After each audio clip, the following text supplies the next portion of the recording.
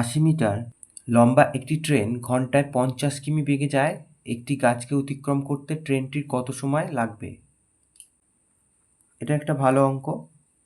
এক্ষেত্রে একটা বিষয় জানতে হবে যে কোনো একটা গাছকে যদি অতিক্রম করতে হয় কোনো ট্রেনের, তাহলে তার নিজের দৈর্ঘ্য যেতে হয়।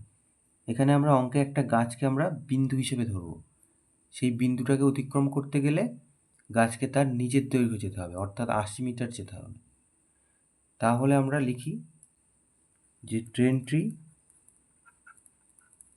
50 কিমি ঘন্টায় যায়, তাহলে 50 কিমি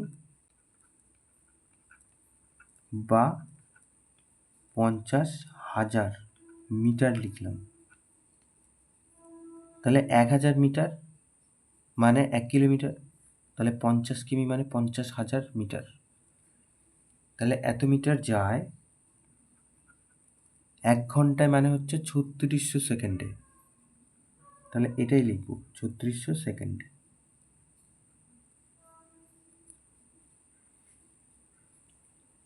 তাহলে ট্রেনটি 1 মিটার যায় 3600 বাই 50,000 সেকেন্ডে। কম হবে। তাহলে অতএব ট্রেনটি, ওই যে বলেছিলাম 80 মিটার যেতে হবে গাছকে অতিক্রম করতে গেলে, তার নিজের দৈর্ঘ্য যেতে হবে। তাহলে 3600 গুণ 80, তলায় হবে 50,000। কাটাকুটি করলে আমরা উত্তরটা পাবো। 1 2 3 1 2 3 শূন্য কাটা। এখান থেকে হচ্ছে 4 দুগুণে 8, আর এখানে হচ্ছে 25 দুগুণে 50। তাহলে আর কাটাকুটি হচ্ছে না। 4 6 24, হাতে 2, 3 4 12 13 14, আর নিচে 25 আছে। তাহলে এই এত সেকেন্ড হলো। তাহলে এটাকে আমরা মিশ্র ভগ্নাংশে লিখি। 5 25 125, তাহলে 5 পূর্ণ 19 25 এত সেকেন্ড। তাহলে অতএব গাছটি কে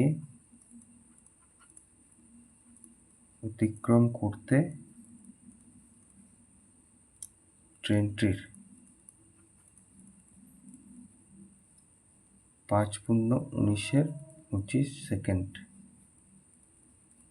সময় লাগবে।